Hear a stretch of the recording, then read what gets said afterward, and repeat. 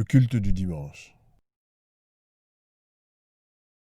Bonjour, nous vous disons encore une fois merci de nous accepter dans vos salons, par le canal de vos écrans téléviseurs, par vos tablettes, par vos téléphones. Aujourd'hui, nous rendons grâce au Seigneur qui nous accorde le souffle de vie, qui permet que nous soyons là pour vous apporter la parole de Dieu. Depuis quelques semaines, 2 semaines pour être plus précis, nous parlons sur la foi pour les exploits ou la foi pour accomplir les exploits. Depuis dimanche passé, nous avons abordé ou nous avons commencé à parler sur les qualités de la foi pour les exploits ou les caractéristiques de cette foi qui produit des exploits. Nous en avons vu 3 au travers du texte que nous avons exploité, lu dimanche passé. Mais aujourd'hui, nous allons ajouter quelques qualités à ce que nous avons vu. Il y en a une qui vient renforcer l'une des qualités que nous avons vues dimanche passé. Alors, notre texte de base ce matin se trouve dans le livre des Juges, au chapitre 7, du verset 9 au verset 15. Je reprends. Juges 7, du verset 9 au verset 15. Bien sûr, sans oublier notre verset aussi qui accompagne toutes les références que nous lisons depuis 2 semaines, le psaume 60, le verset 14 qui dit « Avec Dieu, nous ferons des exploits ». Je reprends psaume 60, le verset 14 « Avec Dieu, nous ferons des exploits ». Nous allons lire Juges chapitre 7 du verset 9 au verset 15. La Bible dit ceci. Peut-être après, vous pouvez lire tout le reste du chapitre, mais nous lisons du verset 9 au verset 15. L'Éternel dit à Gédéon pendant la nuit, « Lève-toi, descends au camp, car je l'ai livré entre tes mains. Si tu crains de descendre, descends-y avec Pura, ton serviteur. Tu écouteras ce qu'ils diront, et après cela, tes mains seront fortifiées. Descends donc au camp. » Il descendit avec Pura son serviteur jusqu'aux avant-postes du camp. Madian, Amalek et tous les fils de l'Orient étaient répandus dans la vallée comme une multitude de sauterelles, et leurs chameaux étaient innombrables comme le sable qui est sur le bord de la mer. Gédéon arriva, et voici un homme racontait à son camarade un songe. Il disait, « J'ai eu un songe, et voici un gâteau de pain d'orge roulé dans le camp de Madian. Il est venu heurter jusqu'à la tente, et il est tombé. Il a retourné sens dessus-dessous, et il a été renversé. » Son camarade répondit et dit, « Ce n'est pas autre chose que l'épée de Gédéon, fils de Joas, homme d'Israël. Dieu a livré entre ses mains Madian et tout le camp. » Lorsque Gédéon eut entendu le récit du songe et son explication, il se prosterna, revint au camp d'Israël et dit, « Levez-vous, car l'Éternel a livré entre vos mains le camp de Madian. » Avant que je ne puisse aborder certains aspects de ce texte qui ont trait à notre thème de ce matin, je voudrais quand même rappeler le contexte parce que des fois il est très important pour une bonne compréhension que nous puissions mettre en évidence le contexte. C'est quoi le contexte ici? La scène se déroule d'abord sur la terre promise. Les enfants d'Israël sont déjà entrés dans la terre promise, ça veut dire à Canaan. Et vous verrez que déjà tout le long du parcours, un homme comme Moïse, déjà lui-même, a fait montre d'une énergie, ou sa foi a fait montre d'une énergie incomparable. Josué aussi, lorsqu'il a pris la relève de Moïse, nous voyons aussi que il a fait aussi preuve d'une énergie de foi aussi qui était nécessaire pour la conquête. Donc ce sont là les deux grandes figures qui ont précédé l'entrée des enfants d'Israël dans la terre promise ou à Canaan. Mais vous verrez qu'avec le temps, plus le temps s'est passé, plus il y a eu d'autres générations, où il y a eu plusieurs générations d'ailleurs qui se sont succédées, mais vous verrez que les différentes générations ne se ressemblaient pas nécessairement ou ne ressemblaient pas surtout à la première génération. Vous verrez que plus le temps passait, plus les générations qui venaient ne ressemblaient pas à la génération de Josué, à la génération de Moïse. Et c'est ainsi que lorsque vous prenez par exemple les livres des Juges au chapitre 2, le verset 10, la Bible dit par exemple ceci: une autre génération qui ne connaissait pas l'Éternel, ni l'œuvre qu'il avait fait pour Israël. Donc, il y a eu une autre génération qui est venue, qui ne connaissait ni l'Éternel, ni l'œuvre que l'Éternel avait fait pour Israël. Ça veut dire que c'est une génération des hommes et des femmes qui n'ont pas vécu ce que Moïse a vécu avec les enfants d'Israël, qui n'ont pas vécu ce que Josué et Caleb ont vécu avec les enfants d'Israël. Donc c'est toute une autre génération et c'est un drame pour une nation, c'est un drame pour un peuple qui a marché, qui a vécu des expériences telles que les enfants d'Israël l'ont eu en traversant la mer Rouge, en traversant le Jourdain et en remportant de grandes victoires sur leur bataille, en voyant la muraille de Jéricho tomber. C'est un drame si les générations qui viennent après oublient ce que leurs pères ou leurs prédécesseurs ont accompli. Donc, ils ne connaissaient ni l'Éternel, ce qui est grave, et ils ne connaissaient ni l'œuvre qu'il avait faite. Donc, c'est un devoir qu'ont les générations futures de ne pas oublier, de mettre tout ce qui est en leur pouvoir pour ne pas oublier non seulement les dieux de leur père, mais de ne pas oublier aussi ou de ne pas ignorer l'œuvre ou les œuvres qu'a fait les dieux de leur père. Et comme drame ici, c'est quoi? C'est que cette génération qui ne connaissait pas l'Éternel et même son œuvre, vous verrez que pendant tout le temps qu'ils ont vécu, et particulièrement cette période de Gédéon, vous verrez qu'ils n'ont pas pris tout leur héritage. Ils ont pris certaines portions de Canaan et d'autres territoires restaient encore occupés par le peuple qu'ils étaient censés chasser de ces territoires-là. Donc vous voyez, c'est tout simplement parce que nous avons là, en face de nous, une génération des hommes et des femmes qui n'ont pas connu l'Éternel ou qui ne se sont pas donnés, qui ne se sont pas investis à connaître l'Éternel ni son œuvre. Et pour conséquence, ils n'ont pas eu la force nécessaire, la puissance nécessaire pour déloger tous les ennemis qui occupaient Canaan. En d'autres termes, ils étaient sur un héritage qui était occupé. Et il y en a beaucoup comme ça qui se retrouvent sur un héritage pour n'avoir pas fait tout ce qu'ils devaient faire.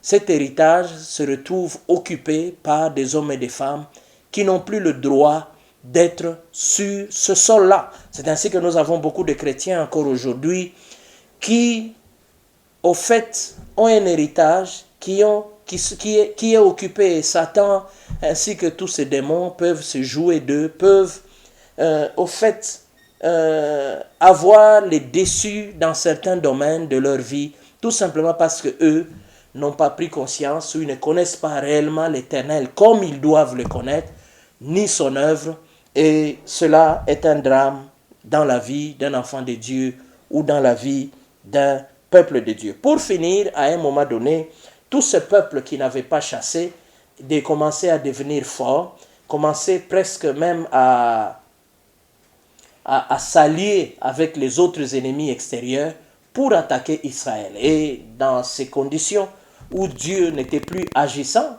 ils étaient le peuple de Dieu, mais Dieu n'agissait plus au milieu d'eux. Israël était faible, à tout moment ils étaient menacés, les récoltes des fois étaient pillées lorsque ça devenait le temps de la moisson. Ce sont les autres, les ennemis qui étaient devenus très forts, qui venaient prendre les fruits de leur labeur ou de leur travail. Et ici, nous sommes à l'époque de Gédéon. Nous voyons que les ennemis se sont encore réunis une fois de plus. Cette fois-là, c'est Madian, les Madianites. Cette fois-là, ils ne sont pas seuls. Ils se sont trouvés des alliés, des Amalécites, et ainsi que d'autres tribus de l'Orient de cette époque-là. Et ils se sont décidés de venir attaquer Israël. Cette fois-ci, je crois que le but était vraiment d'en finir avec Israël et qu'Israël disparaisse en tant que peuple. C'est dans ce contexte où nous avons un ennemi avec ses alliés qui se sont postés autour d'Israël et qui étaient des milliers, et la Bible dit dans le texte que nous avons lu, ils étaient presque comme les sables au bord de la mer. Donc ils étaient très nombreux, leur camp était très, très nombreux. C'est dans ce contexte, au fait, que Gédéon a fait aussi preuve d'une foi exceptionnelle. Alors, dans ce texte, nous trouvons au moins 3 qualités encore importantes dont a fait preuve la foi de Gédéon. Et ces 3 qualités, nous pouvons les ajouter à ce que nous avons vu la fois passée. La fois passée, nous avons vu que la foi pour les exploits, c'est une foi qui voit, c'est une foi qui parle, c'est une foi qui marche. Alors aujourd'hui, nous ajoutons que la foi pour les exploits repose sur la révélation. La foi pour les exploits est une foi qui repose sur la révélation. Lorsque nous lisons le verset 9, le verset 9 dans la version Louis II que nous avons lu tout à l'heure dit ceci: L'Éternel dit à Gédéon pendant la nuit, lève-toi, descends au camp, car je l'ai livré entre tes mains. Mais lorsque nous lisons le même verset, nous le lisons dans la version français courant, écoutez comment le même verset est transcrit. Il est dit ceci: cette nuit-là, le Seigneur dit à Gédéon, debout, descends, attaquer les camps madianites, car je te les livre. J'aime bien les expressions qui sont ici. Ces expressions, les mots utilisés dans la version français courant ont une certaine force qui au fait, mettent en évidence le caractère même comment je dirais, le caractère impératif de ce que Dieu demande à Gédéon de faire. Il dit, debout, c'est comme à l'armée. Il dit, debout.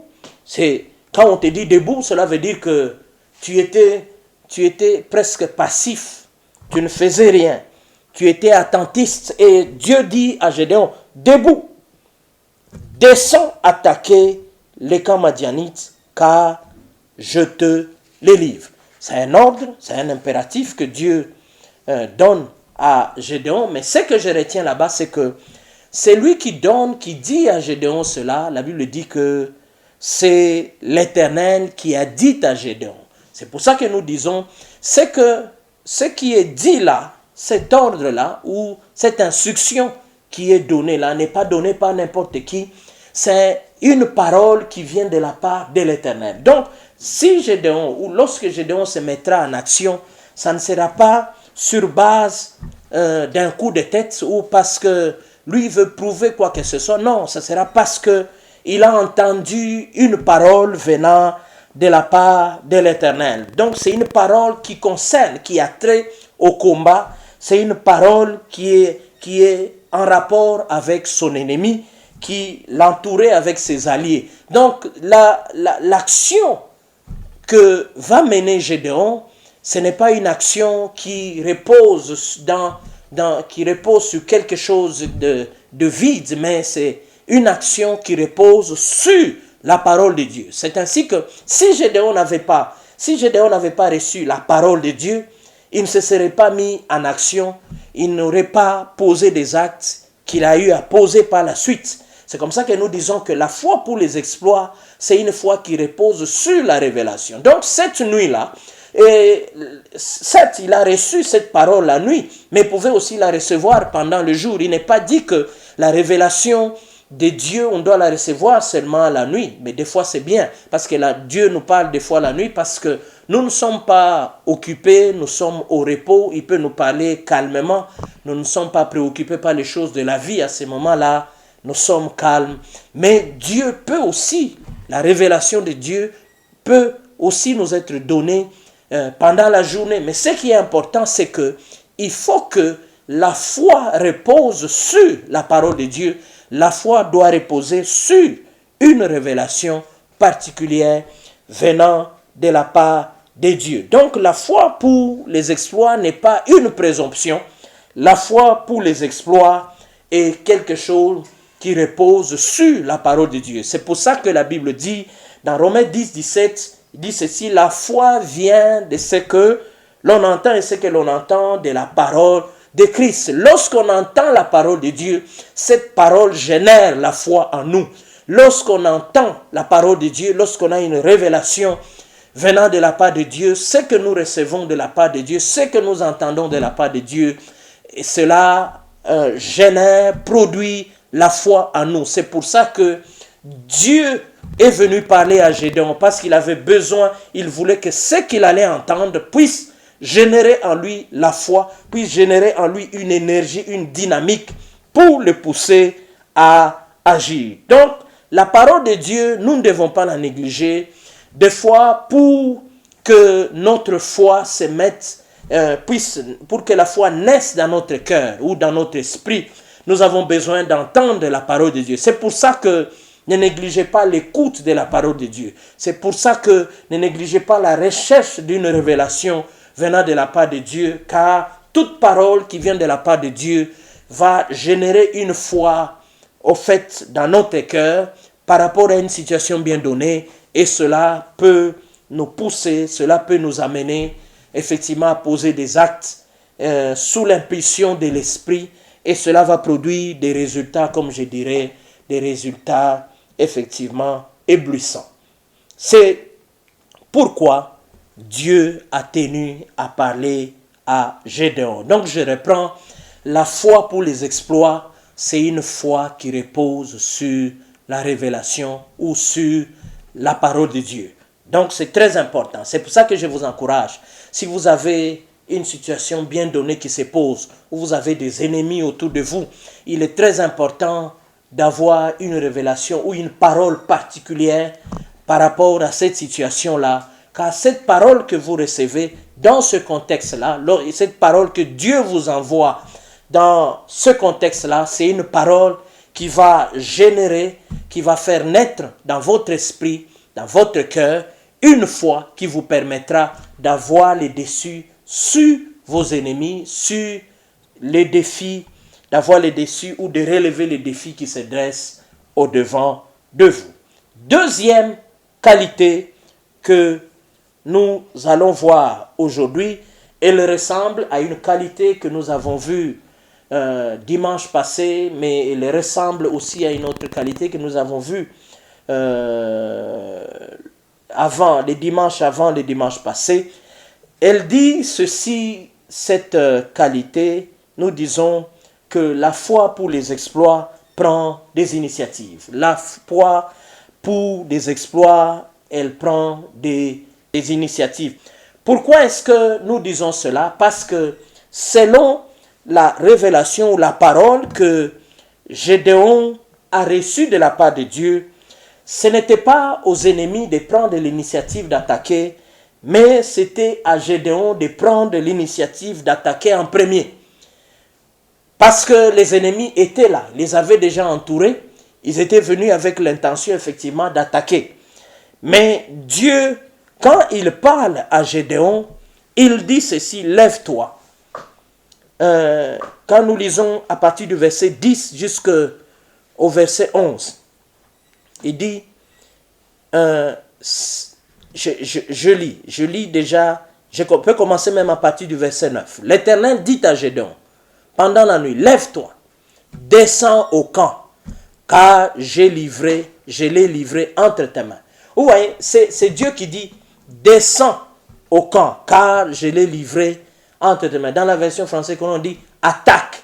Donc c'était à lui d'attaquer. Mais quand nous continuons au verset 10 et le verset 11, la Bible dit, le verset 10 commence par, si tu crains de descendre, descends-y avec pour à ton serviteur. Tu écouteras ce qu'ils diront. Après cela, tes mains seront fortifiées. Descends donc au camp. Il descendit au camp avec pour à son serviteur jusqu'aux avant-postes du camp. Donc, vous voyez que la Bible dit que c'était à Gédéon de se mettre debout, de descendre et d'attaquer. Dans la version française courant, j'aime bien comment c'est dit, debout, descends, attaquer le camp madianite, car je te le livre. C'est ça la première parole. Dans ces trois versets, vous verrez que l'intention première de Dieu, lorsqu'il parle à Gédéon, il veut que Gédéon attaque en premier. Dieu n'attend pas que les autres, que Gédéon laisse les autres prendre l'initiative d'attaquer. Non, Dieu, quand il parle à Gédéon, il lui dit, lève-toi, descends, attaque le camp madianite. Donc c'était à Gédéon de prendre l'initiative d'attaquer. Donc selon Dieu ou selon l'Éternel qui lui parle, qui lui donne cette révélation sur laquelle doit reposer sa foi, son intention première était que Gédéon attaque en premier. Mais il ajoute, il met un si conditionnel au verset 10. Il dit, je lis dans la version français courant ici, dans la version français courant il dit ceci, si tu as peur, le si introduit toujours le conditionnel. Il dit, si tu as peur de l'attaquer, descends-y d'abord avec Pura, ton serviteur, tu entendras ce que l'on dit là-bas, et ensuite tu auras le courage de partir à l'attaque. Donc, nous voyons que la pensée première de Dieu était que Gédéon prenne l'initiative en premier pour attaquer le camp de Madianite. Donc, lorsque nous lisons le verset 10 et le verset 11, ce n'était qu'une option, ce n'était qu'une deuxième option ou une seconde alternative. Donc, l'option première, c'était « Lève-toi, attaque ». Au cas où tu as peur, donc Dieu qui est prévoyant a prévu quand même, il se disait, peut-être que ce jeune homme peut avoir peur en face de cette multitude, peut-être d'attaquer malgré que je lui demande d'attaquer, mais Dieu a pris quand même quelques précautions en lui disant, bon, si tu as peur, mais s'il n'avait pas peur, il avait déjà les faveurs de Dieu pour attaquer. Mais au cas où il avait peur, Dieu a donné encore une deuxième alternative qui était celle de prendre son serviteur, d'aller avec dans le camp des Madianites aux avant-postes et d'écouter.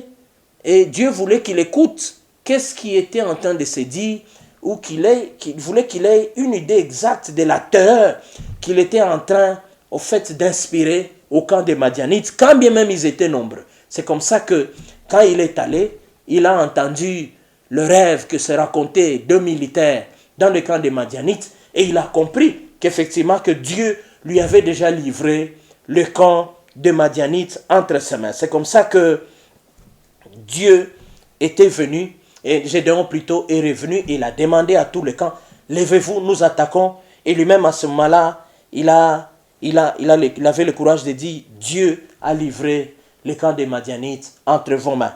Mais déjà dans la version français courant, l'intention de Dieu, quand il donne la deuxième alternative, il dit, c'est pour que tu auras le courage de partir à l'attaque. Et c'est pour ça que dans ce verset, on parle du courage. Dans la version français courant, on parle du courage au verset 11. Mais dans la version Louis II, il dit ceci, après cela, tes mains seront fortifiées.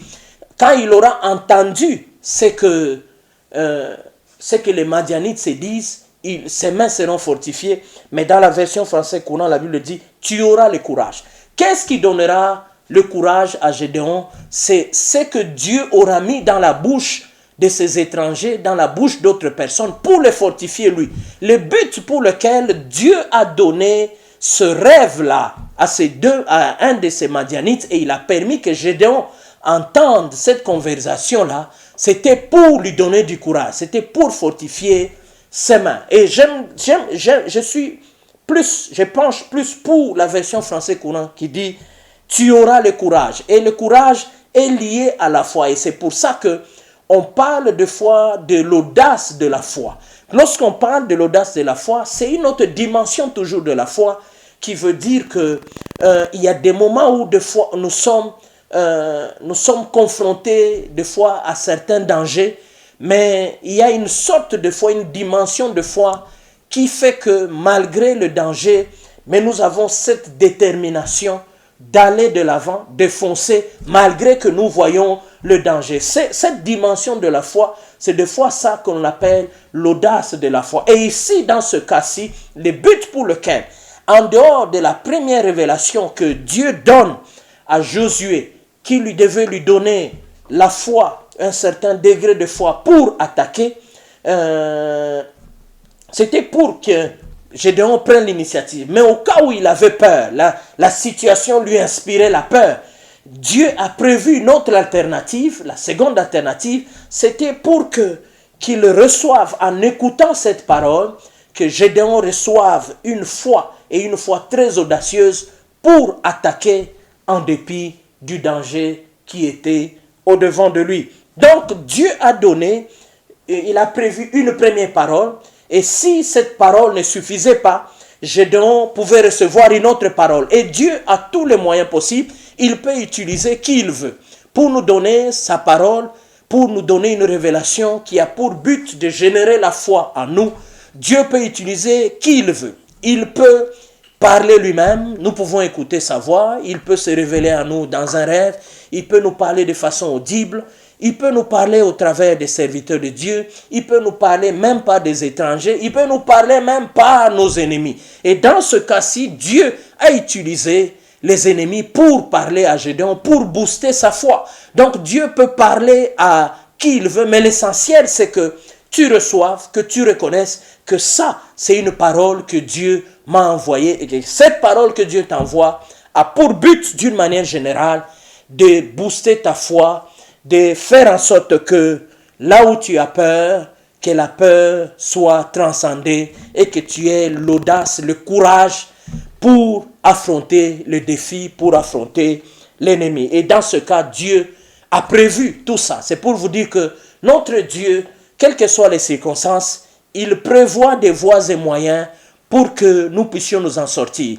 Et Dieu savait que Gédéon avait besoin d'un certain degré de foi initialement pour attaquer. Si cela ne suffisait pas, Dieu pouvait augmenter la dose de cette foi-là pour transcender le danger et pour avoir le courage pour attaquer. Parce que Dieu tenait coûte que coûte que Gédéon soit celui qui prend l'initiative. Donc la foi pour les exploits, c'est une foi qui prend des initiatives. Donc j'aimerais vous dire, mon frère et ma sœur, comme je l'ai répété la fois passée, et j'ai donné une citation du bishop Idahosa qui nous a déjà quittés, qui disait: la foi n'est pas une superstition ou une intention, c'est une action.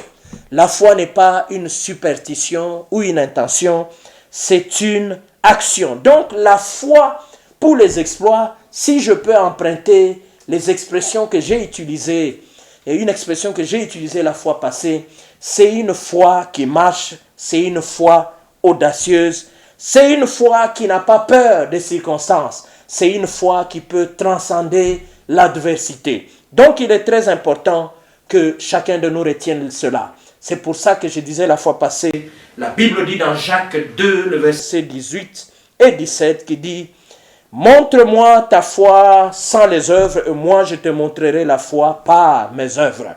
Donc il est très important que nous comprenions ce que dit la parole de Dieu. Donc la foi pour les exploits, c'est une foi qui prend des initiatives. Donc on ne dort pas. À partir du moment où tu as reçu la parole de Dieu, à partir du moment où tu as reçu une révélation, il faut que tu t'élèves. Et Dieu dit Debout, mon cher ami. Et j'aimerais dire ce matin à quelqu'un, tu as assez longtemps dormi, tu es assez longtemps resté passif. Dieu t'a beaucoup parlé. Et même ce matin, Dieu peut-être m'utilise pour que je te parle. Alors, il est très important que tu apprennes à t'élever. Il est très important que tu apprennes à prendre des initiatives. Il ne faut pas penser qu'un ange va descendre du ciel. Il ne faut pas penser qu'il peut descendre. Mais d'une manière générale, quand Dieu t'a parlé comme ça, il veut que toi, tu prennes l'initiative. Il ne faut pas attendre un ange. Il ne faut pas penser que la manne va tomber du ciel. Non, il y a des moments où Dieu veut que nous prenions des initiatives et Dieu viendra appuyer nos initiatives. Et peut-être que les défis sont grands, je t'ai dit mon frère, peut-être que la parole que tu entends ce matin, c'est une deuxième parole. Dieu t'a parlé toi-même, ça n'a pas été suffisant. Dieu m'utilise ce matin pour te parler, te pousser encore à te mettre debout, à ne pas avoir peur. Sois certain que Dieu a déjà livré tes ennemis entre tes mains. Les défis qui se dressent au-devant de toi vont tomber au nom de Jésus. C'est ça l'intention et c'est ça la parole de Dieu pour toi. Lève-toi, prends des initiatives, ne tiens pas compte des circonstances, ne regarde pas la pandémie, ne regarde pas le confinement, ne regarde pas la crise. Parce que la crise qui arrive ou qui s'annonce est en train d'effrayer certaines personnes. Il y en a qui risquent de ne plus prendre des initiatives, ou il y en a d'autres qui voulaient commencer à initier certaines choses avant la pandémie, qui se sont arrêtés, qui observent. N'observe pas, prends l'initiative. C'est pendant des temps comme celui-ci qu'il faut prendre certaines initiatives. Et Dieu vous exhorte ce matin, par votre foi, à prendre certaines initiatives, parce que ces initiatives que vous allez prendre vont transcender les défis, vont transcender l'ennemi, le danger que vous êtes en train de voir au-devant de vous, les dangers qui se dressent, au-devant de vous, les dangers qui se dressent devant votre business. Levez-vous, prenez des initiatives que vous n'avez pas prises hier peut-être, prenez-le aujourd'hui parce que jusque-là, Gédéon n'était qu'un jeune homme inconnu qui faisait les travaux des champs. Donc aujourd'hui, vous pouvez prendre des initiatives qui feront en sorte que le nom du Seigneur soit glorifié. Troisième qualité que nous voyons dans ce texte par rapport à la foi pour les exploits, nous disons ceci: la foi pour les exploits produit plus avec peu. La foi pour des exploits produit plus avec peu. La foi pour les exploits, c'est une foi qui transforme la faiblesse en force. La foi pour les exploits, c'est une foi qui produit plus avec peu de choses, avec peu de moyens. La foi pour les exploits, lorsqu'elle est en action, lorsqu'elle est agissante, elle est capable de produire de grands résultats. Et c'est l'une des choses que nous apprend le texte ou cette expérience de Gédéon. Je lis le verset 13. À partir du verset 13 jusqu'au verset 15, voici ce qui est dit. Je le relis. Au moment où Gédéon arriva, un homme était en train de raconter un rêve à un camarade. « J'ai fait un rêve, lui disait-il.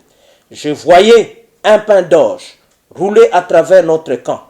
Il vint heurter une tente, la renversa et la mit sens dessus-dessous.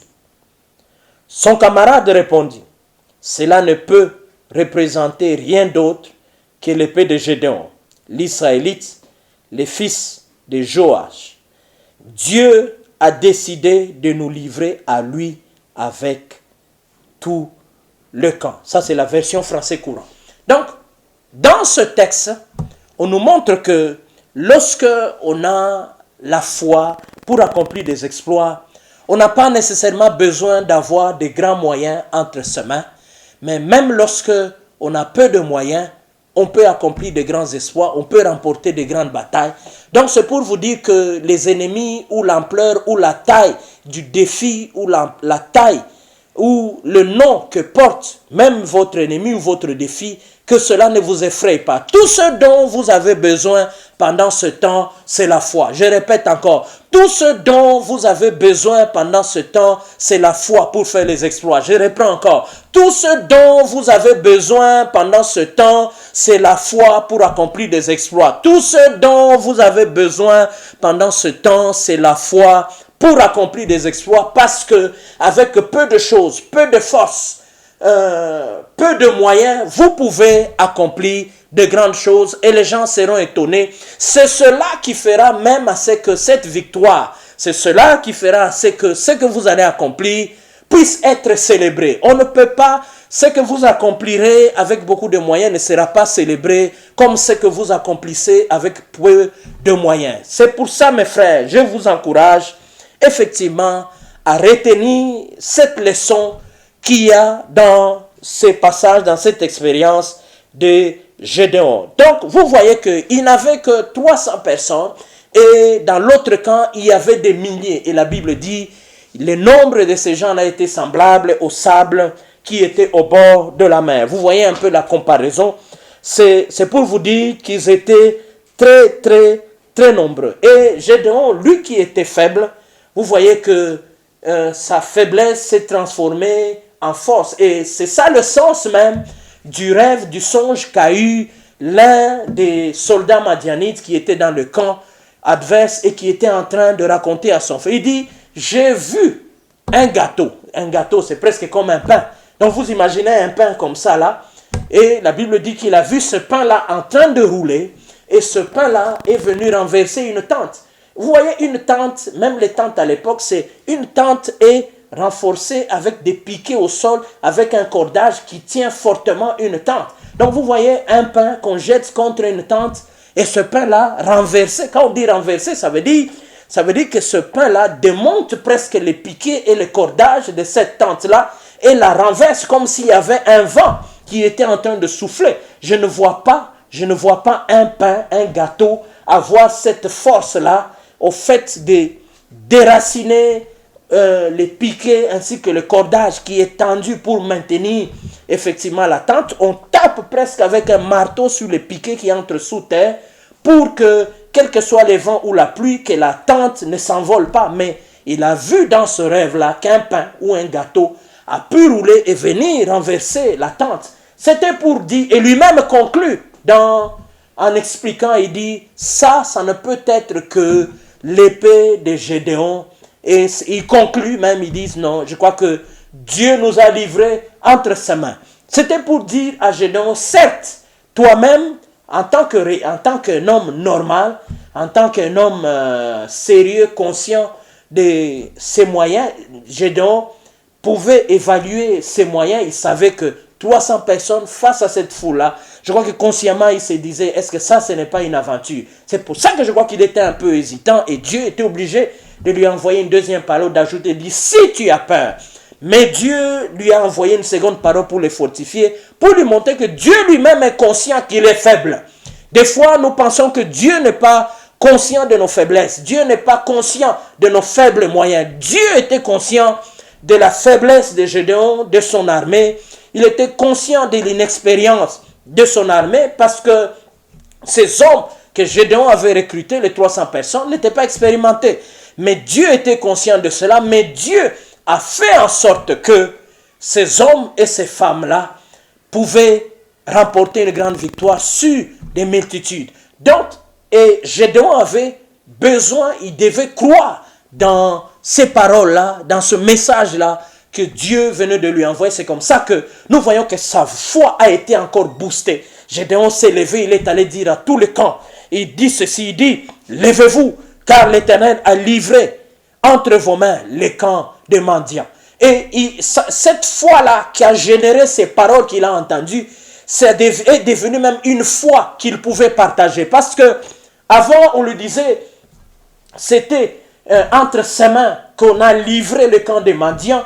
Mais lui-même, comme il est déjà convaincu, il est déjà dans cette dynamique de la foi qui produit des exploits. Il est allé, quand il parle à ses militaires à son camp, il dit, levez-vous car l'Éternel a livré entre vos mains les camps des mendiants.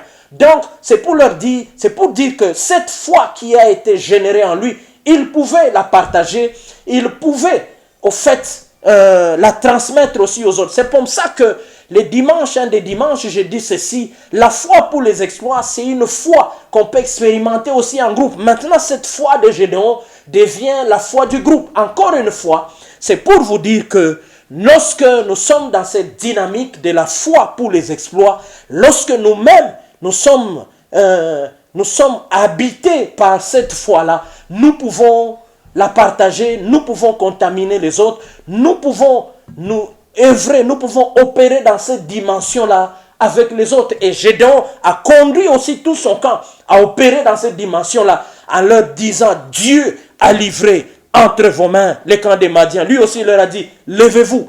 Donc lui aussi, il devient comme leur Dieu aussi, mais il partage cette foi qu'il a reçue de Dieu avec eux. C'est ainsi que le camp s'est élevé. Et quand vous lisez le reste du texte, vous verrez que ils ont remporté la victoire de façon extraordinaire, avec une méthode extraordinaire. Nous ne voyons pas là où Dieu lui a inspiré, lui a dit fais ceci. Non, nous savons seulement que Dieu lui a dit lève-toi et pars. Mais quand il s'est mis en action, quand il s'est mis à aller, la Bible dit qu'il a partagé ou il a divisé ses 300 hommes en 3 groupes et il est allé avec eux. Et comme il avait pris l'initiative, les inspirations ont commencé à venir, même des méthodes ont commencé à venir, des stratégies sont nées là, parce qu'il était déjà dans une autre dynamique, chose qu'il n'avait pas avant, qu'il ne puisse recevoir la parole de Dieu. C'est pour vous dire, mon frère, je vous encourage que par cette foi qui fait des exploits, que vous preniez des initiatives, lorsque vous poserez le premier pas, le deuxième pas, Dieu vous inspirera des méthodes, des stratégies pour que réellement vous puissiez relever le défi et vous allez le relever au nom de Jésus. Et si nous voyons que Gédéon, par la foi pour les exploits, a remporté cette grande bataille-là. Et c'est pour ça que nous disons, n'ayez pas peur, la foi pour les exploits produit plus avec peu. Donc avec le peu de moyens, le peu de force, cela peut être transformé, votre faiblesse peut se transformer en force. Et ce matin, j'aimerais vous rappeler qu'avec 2 pains et quelques poissons, Jésus a nourri des milliers. Avec une bouteille d'huile, la veuve du prophète a pu remplir des vases. C'est comme pour vous dire, lorsque vous avez reçu une parole, une révélation de la part de Dieu, laisse que votre foi repose sur cette révélation et cela peut vous amener à accomplir de très grandes choses. J'ai pris que cette parole produise des effets comme ceux qui ont été produits dans la vie de Gédéon et que le nom du Seigneur Jésus-Christ soit glorifié. Nous disons merci au Seigneur pour cette parole et nous nous inclinons dans la prière. Père Céleste, nous te disons merci pour cette parole, la foi pour les exploits. Seigneur, tu veux réellement, ô Dieu Tout-Puissant, que mon frère et ma sœur puissent, ô Dieu, accomplir des exploits. Tu dis, avec toi, nous ferons des exploits, mais l'une des choses que tu nous as données pour accomplir ces exploits, c'est la foi. Et nous avons vu, Éternel, aujourd'hui, que cette foi, ô Dieu Tout-Puissant, pour accomplir les exploits, c'est une foi qui repose sur la révélation, sur la parole de Dieu. Nous avons vu que cette foi pour les exploits, c'est une foi au Dieu de gloire qui prend des initiatives, c'est une foi active, c'est une foi au Dieu de gloire éternel qui commence certaines choses, qui n'a pas peur au Dieu Tout-Puissant de commencer. Ô Dieu, c'est une foi qui est audacieuse. Nous avons vu, éternel, ô Dieu, que cette foi pour les exploits, ô éternel, c'est une foi qui est capable d'accomplir plus avec peu de choses, avec peu de moyens. Oui, Dieu de gloire, je voudrais que tu transformes, ô Dieu, les faiblesses de mon frère en force. Je voudrais, ô Dieu, que tu permettes, ô Dieu Tout-Puissant, qu'il accomplisse des grandes choses avec peu de moyens qui sont à sa portée. Qu'il n'ait pas peur, mais qu'il pose le premier pas, les stratégies éternelles, les autres manières de faire, ô Dieu de gloire, pour rendre cette victoire éclatante, ô Dieu, lui seront inspirés lorsqu'il posera le premier pas. Nous te disons merci pour la force que cette parole qu'il entend lui donne pour commencer, pour poser des actes, ô Dieu de gloire, car la foi n'est pas, ô Dieu, la présomption, la foi n'est pas une intention, mais la foi est une action. Nous te disons merci, nous te rendons grâce. C'est au nom de Jésus que nous avons ainsi prié. Amen.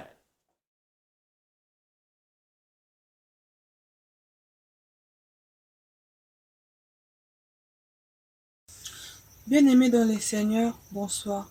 Ne soyons pas tristes. Malgré les tempêtes, malgré les vents, malgré les difficultés, malgré les circonstances, malgré la pandémie, ne soyons pas tristes. Soyons dans la joie, car la Bible nous demande d'être dans la joie. Philippiens 4, 4.